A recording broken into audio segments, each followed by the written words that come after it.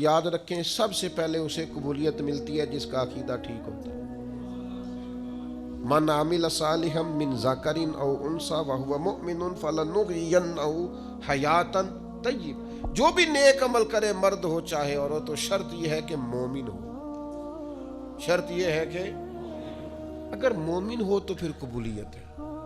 فلنحینہ حیاتا طیبہ، پھر ہم اسے پاکیزہ زندگی دیں گے.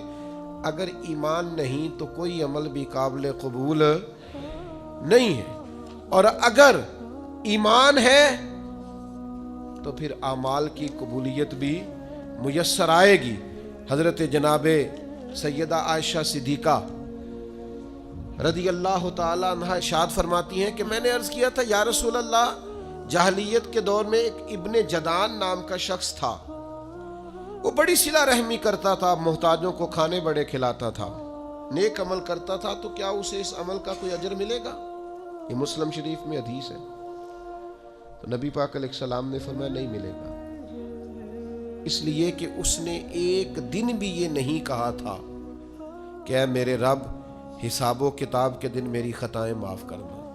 اس نے رب کو ایک دن بھی نہیں پکارا، اللہ پر ایمان نہیں لایا، جتنی مرضی صلہ رحمی کی، جتنے مرضی نیک عمل کی، اجر نہیں ملے گا. تو پھر کافر کو اجر نہیں ملے گا تو ہوگا کیا؟ علماء نے لکھا ہے اس کی نیکیوں کا اجر اللہ اسے دنیا میں دے دے گا. اسے رزق میں وسعت مل گئی، کوئی اور آسانی اسے مل گئی، لیکن قیامت میں نیک اعمال کی قبولیت اس کو ملے گی جس کا عقیدہ ٹھیک ہوگا اور ایمان اس کا پکا ہو. تو اگر ایمان لڑکھڑاتا ہوا ہو تو نیکیاں جتنی مرضی کریں، یقین کامل ہی نہیں، قلہ مضبوط ہی نہیں، تو نیک اعمال کرنے کا کوئی نفع حاصل ہے. قبولیت تب ملے گی جب عقائد درست ہوں گے. آپ کی خدمت میں عرض کروں گا، کبھی زندگی میں اپنا عقیدہ نہ بگڑنے دینا، نبی پاک کے ہر صحابی کو آنکھوں کا تارا بنا کے رکھنا، دل کی ٹھنڈک بنا کے رکھنا، اور محبوب کی اولاد کے اس طرح غلام رہنا کہ اپنی اولاد کو بھی حضور کی اولاد کی غلامی بتا کے جانا صلی اللہ تعالی علیہ. تو ایک تو قبولیت کے لیے ایمان کا خالص ہونا شرط ہے، اور دوسرا اعمال کی قبولیت کے لیے شرط ہے کہ عمل بالکل خالص اللہ کے لیے کیا جائے. ذرا سا شائبہ اس کے اندر، ذرا سی غیر کے لیے نیت، ذرا سا ارادہ کہ کسی کو پتہ چل جائے، شہرت ہو جائے، کسی بندے تک پتہ چل جائے میں نہیں، ذرا سا شائبہ بھی قابل قبول ہے. ذرا سی ملاوٹ بھی ہو تو قبولیت نہیں ہوتی. جناب سیدنا ابو امامہ باہلی رضی اللہ تعالیٰ عنہ بیان کرتے ہیں، نسائی شریف میں حدیث موجود ہے. آپ فرماتے ہیں کہ نبی پاک صلی اللہ تعالیٰ علیہ وسلم کی خدمت میں عرض کیا گیا یا رسول اللہ، ایک شخص جنگ کے لیے جاتا ہے اور اس کی دونوں نیتیں ہیں.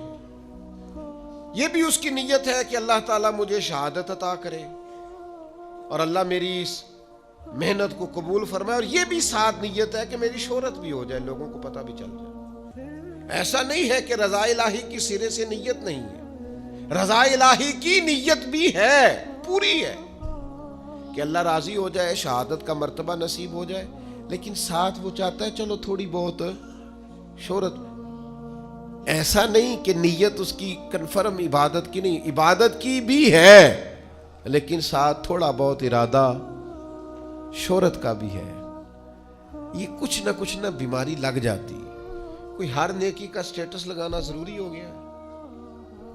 یعنی ایک دوست مجھے کہہ رہے تھے کہ بعض لوگ یہ بھی کرتے ہیں، کہتے ہیں 10 دن مجھ سے رابطہ نہ کرنا، میں اعتکاف بیٹھنے جا رہا ہوں. یعنی یہ بھی آپ نے سوشل میڈیا پہ بتا دیا، سب کو پتہ چل جائے. او بھائی کوئی کام تو رہنے دو خالص اللہ کی رضا کے لیے. کہیں تو آپ خاموش ہو جاؤ.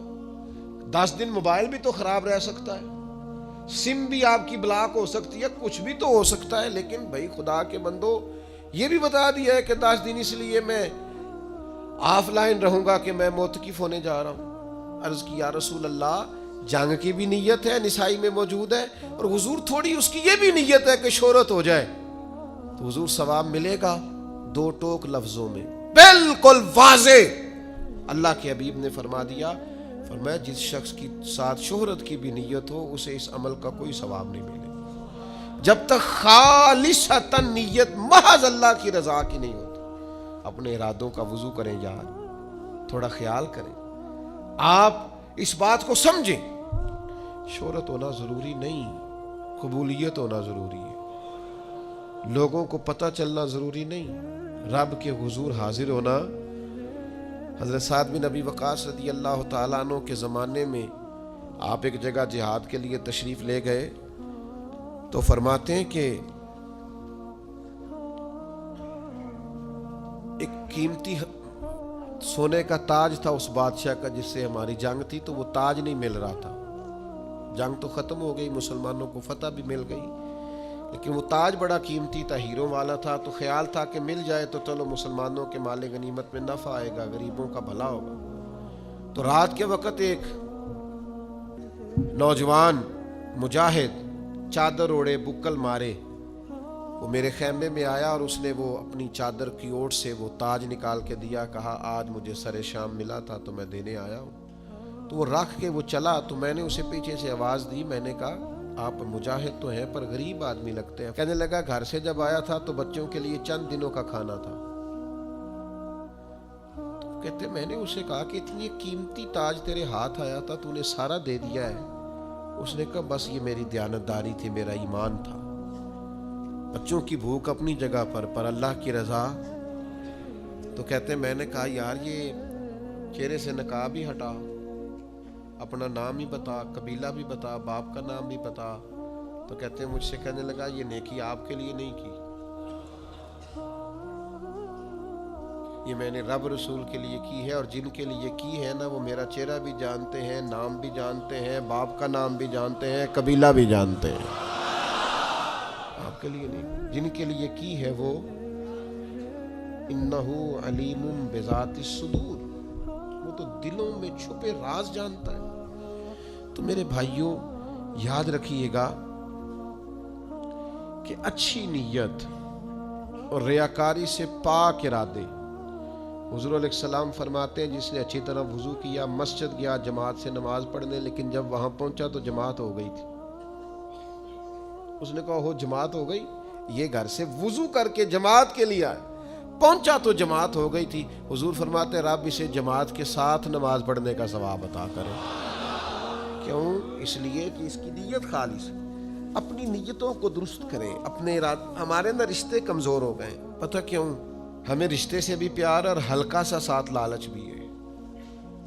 یہ جو ہلکا سا بھی لالچ ہے نا, یہ اس رشتے کی معنویت اور اس کے حسن کو بگاڑ دیتا ہے.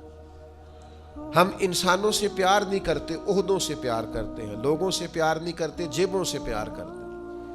ہم شخصیات سے محبت نہیں کرتے, ان کے تعارف سے محبت کرتے. نتیجہ کیا ہوتا ہے کہ وہ جو خالص حسن ہوتا ہے رشتے کا, وہ حسن برقرار نہیں رہتا. تو میرے عزیز ہمیشہ اس بات کو اپنے دل کے اندر جگہ دیں کہ عمل کی قبولیت کے لیے حسن نیت. ایک اور چیز کا ہونا بڑا ضروری ہے, عمل اپنے حساب سے نہ کریں, رب رسول کی مرضی کے مطابق. میرے ذوق کا نام شریعت نہیں, شریعت اللہ رسول کی فرما برداری کا نام ہے. میری چاہت کا نام دین نہیں, دین اللہ رسول کی رضا کا نام. ہم نیک عمل کرتے ہیں, ہم نے اپنے حساب سے ترتیب رکھ لی, اپنے حساب سے. یعنی 5 نمازیں پابندی سے نہیں پڑھ رہا, ختم پابندی سے دلا رہا ہے. وہ فرائض پابندی سے ادا نہیں کر رہا, بزرگوں کی حاضریاں پابندی سے دے رہا ہے. او بھائی آپ اپنی مرضی کے مطابق طے کریں یہ دین کو. اللہ کے حضور اگر قبولیت کرانی ہے نا تو شریعت اسلامیہ کے ضابطے پیش نظر رکھنے پڑیں گے.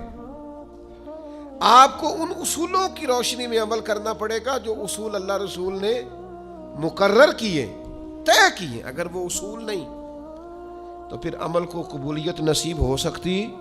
سیدنا ابو ہریرہ رضی اللہ تعالیٰ عنہ بیان کرتے ہیں کہ نبی پاک علیہ السلام نے فرمایا میری ساری امت جنت میں جائے گی سوائے انکار کرنے والوں. یا رسول اللہ صلی اللہ علیہ وسلم یہ انکار کرنے والے کون ہیں؟ تو نبی پاک علیہ السلام نے فرمایا جنہوں نے میری اطاعت کی وہ جنت میں جائیں گے, اور جنہوں نے میری نافرمانی کی انہوں نے انکار کیا. سنت کو چھوڑا جنہوں نے وہ منکر ہے. تو سنت کو نہیں چھوڑیں, شریعت کا دامن تھام کے رکھیں اگر قبولیت چاہتے ہیں. اپنی مرضی سے چیزوں کو طے نہ کریں. شریعت کے قاعدوں ضابطوں کی روشنی میں ایک خاتون ہمارے جاننے والوں میں سے ایک دفعہ کہنے لگیں کہ کچھ قرضہ چاہیے تھا، ختم دلانا ہے. میں نے ان سے کہا کہ قرضہ اٹھا کے ختم دلانے سے تو ثواب ہی نہیں ہوتا. تو کہنے لگی برادری کیا کہے گی؟ تو میں نے کہا مجھے تو سمجھ آ گئی ہے کہ آپ اللہ کی رضا کے لیے تو ختم دلا ہی نہیں رہے، آپ برادری کے لیے دلا رہے ہیں، تو آپ کو کیسے اجر ملے گا؟ اب چیزوں کو طے کریں شریعت کی روشنی میں. حضور کے دروازہ نور پہ صحابہ گئے، جا کے پاک ماؤں سے پوچھا، امہات المومنین سے، کہ نبی پاک صلی اللہ علیہ وسلم کی عبادت کا طریقہ بتائیں. تو انہوں نے کہا حضور رات کو کچھ دیر آرام کرتے، پھر کچھ دیر عبادت کرتے، کبھی نفلی روزہ رکھتے، کبھی چھوڑ دیتے. تو ان میں سے بعض صحابہ کہنے لگے حضور کے صدقے اللہ اگلے پچھلوں کو معاف کرے گا، لیکن نبی پاک صلی اللہ علیہ وسلم تو اللہ کے رسول ہیں، حضور کا تو تھوڑا عمل بھی کیا بات، لیکن ہم چونکہ گناہگار ہیں، کمزور ہیں، ہم ساری رات ہی نفل پڑھیں گے، ہر روز نفلی روزہ رکھیں گے. نبی پاک تک یہ بات گئی تو حضور فرمانے لگے میں تم سب سے زیادہ رب کو جانتا ہوں، تم سب سے زیادہ اللہ سے ڈرتا ہوں. فرمایا یاد رکھو میں افطار بھی کرتا ہوں، روزہ بھی رکھتا ہوں، عبادت بھی کرتا ہوں، گھر والوں کو وقت بھی دیتا ہوں، آرام بھی کرتا ہوں. تو شریعت کے ضابطوں کے مطابق آپ عبادت کریں گے تو قبول ہوگی. اپنی مرضی سے چیزیں طے کرنے سے قبولیت نصیب نہیں ہوتی. ضابطے تو اللہ رسول نے بنا کے دیے، ہمیں اپنی مرضی کی چیزیں اس میں سے اختراع کرنے کی ضرورت نہیں ہے. تو یہ چند ایک چیزیں ہیں جن کی بنیاد پر انسان کے اعمال اللہ کے حضور قبول ہوتے ہیں.